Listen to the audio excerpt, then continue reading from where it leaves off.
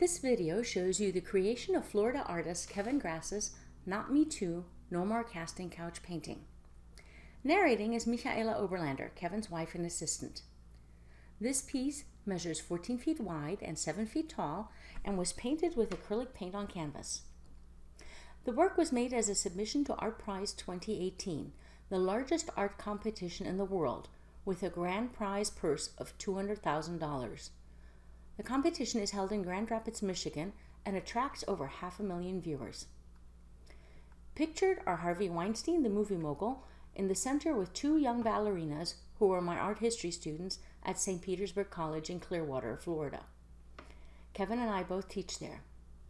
After the Weinstein scandal made big news and spawned the Me Too movement, I had a general conversation with the students about sexual harassment after class.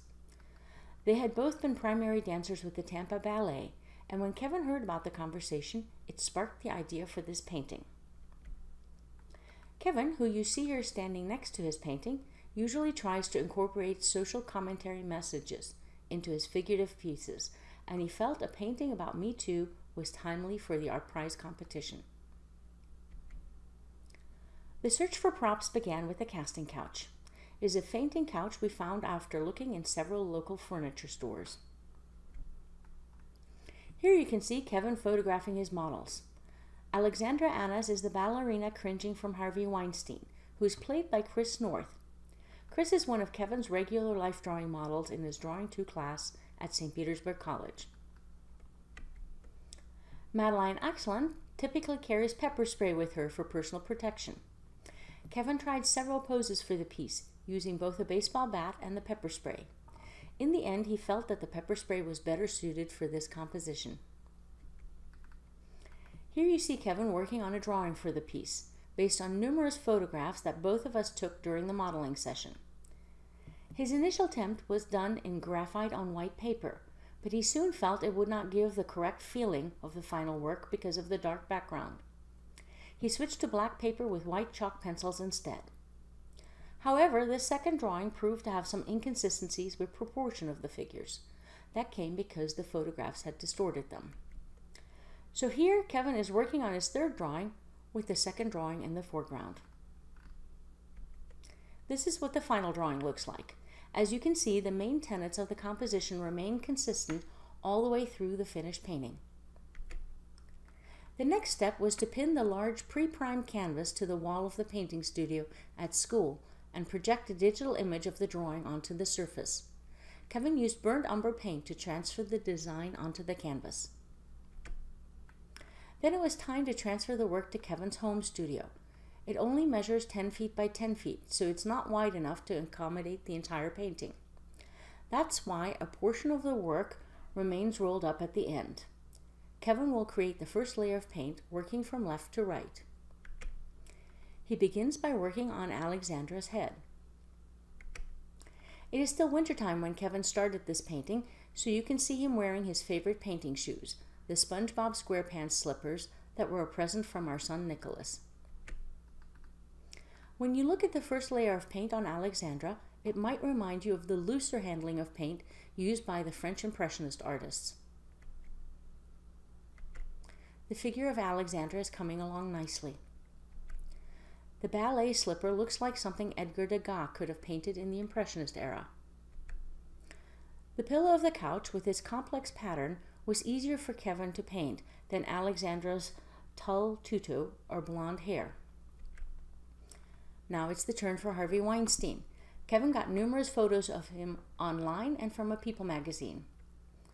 He just had to ensure that the angle of the head worked, along with the lighting conditions that prevail in the piece. One of the things about painting such a large piece is that it's not as comfortable as an easel-sized work to do.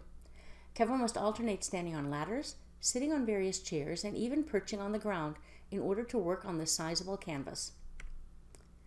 You can see the progress of Harvey Weinstein and both of the figures here.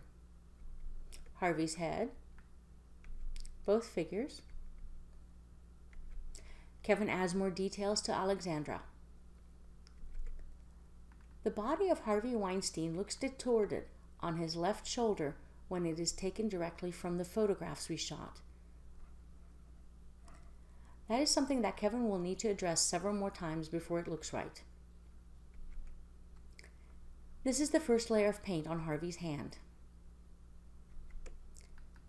The painting will end up taking around 400 hours to complete.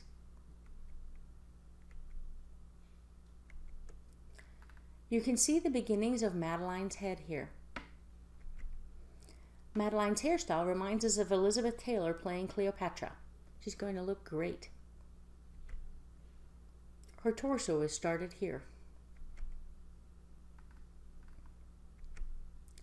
The black skirt has to be painted with a cool blue-black so it can stand apart from the warmer black background. Here are some details of Madeline.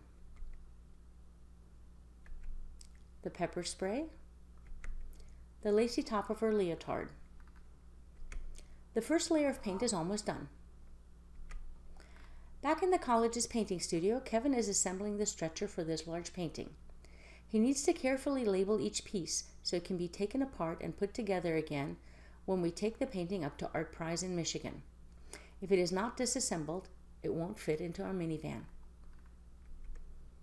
Here's what the first layer of paint on the work looks like when it is stretched for the first time. This is the image Kevin will use for our submission to Art Prize. It is good enough that the curators of the Gerald R. Ford Presidential Museum accept the work into their venue for the competition. Lazy artists might think the work is done at this stage, but Kevin has many more hours of painting left on the work to refine it. This art card shows how small the rolled up painting and stretcher bars are when taken apart. Now the work moves into our living room. We decided that Kevin could not see it well enough with the glare in his small studio, so we moved the entertainment center in front of a side window and had just enough space to fit this 14-foot wide work into the middle portion of our living room.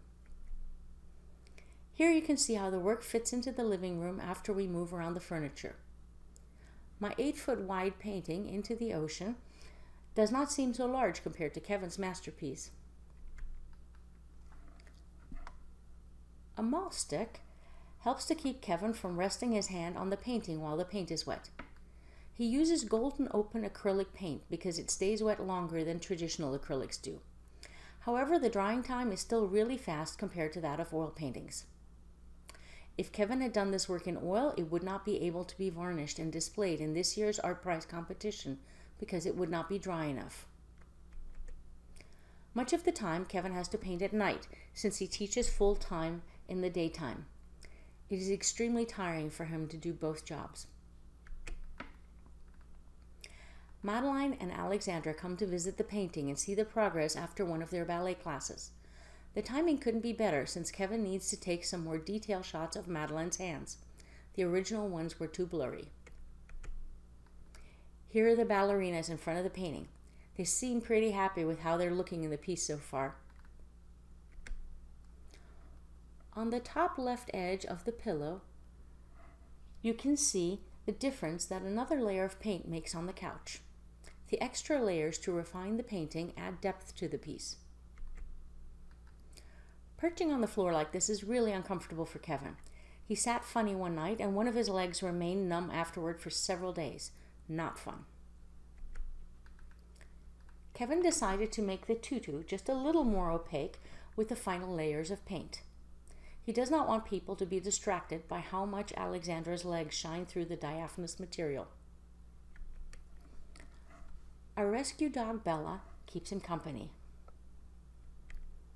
Using the malt stick, Kevin is working on Harvey Weinstein's hand. Look at how much more refined it is now.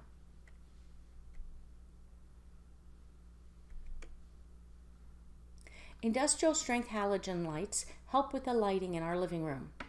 Our other rescue dog, Carmichael, stops by to check on Kevin. Our son Nicholas was studying for an exam in cell biology, and to practice for it, he gave Kevin a little lecture about what he has learned in class while Kevin is painting.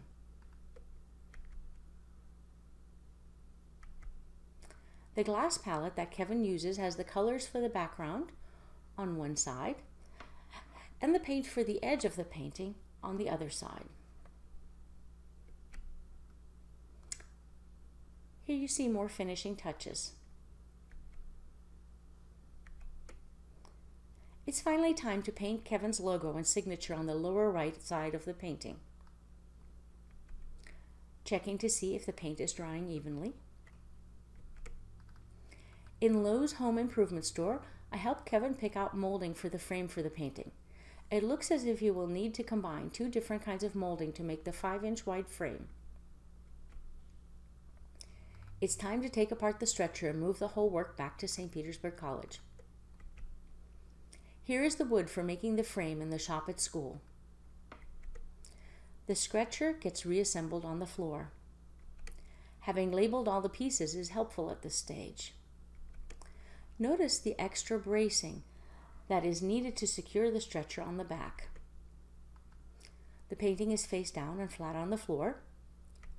The edges of the canvas are stapled to the stretcher from the center of each side outward. The painting is restretched and ready to be tilted upward. This is how the finished work looks with Kevin next to it for scale. Didn't it turn out great? A detail of Alexander's head, and of Harvey Weinstein, and finally Madeline's head.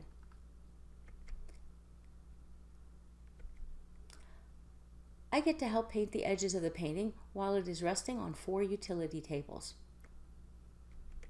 I have a bachelor's degree in studio art, but I don't get to paint very often, so this is fun. Next, Kevin has to apply 2 clear layers of varnish to help protect the painting and to bring out the color in it. In the shop, the frame moldings are being cut to size. Here are the pieces that will make up the painting's frame. Kevin paints the frame moldings red to echo the traditional bowl or clay and glue mixture that is used in the water gilding process. He won't be using the same process, but he wants his finished frame to echo that look. When the metal leaf cracks slightly, as it always does, then the red paint will peek through the cracks and warm up the gold. Kevin is wearing a red nose for Red Nose Day to end child poverty. At home in our garage, Kevin assembles the 2 molding parts that make up each side of the frame. He brings the frame back to school to make sure it fits snugly around the canvas. This is what the molding pieces look like from the back after they're connected. Then comes the experimenting. Which gold finish looks better, the gold leaf or the spray painted gold? Kevin decides to go with the gold leaf on the left, even though it will take considerably longer and be much more expensive than if he had opted for the gold spray paint. This is about an hour and a half's worth of gilding. It is tricky to fit the small pieces of gold leaf into the creases on the frame molding.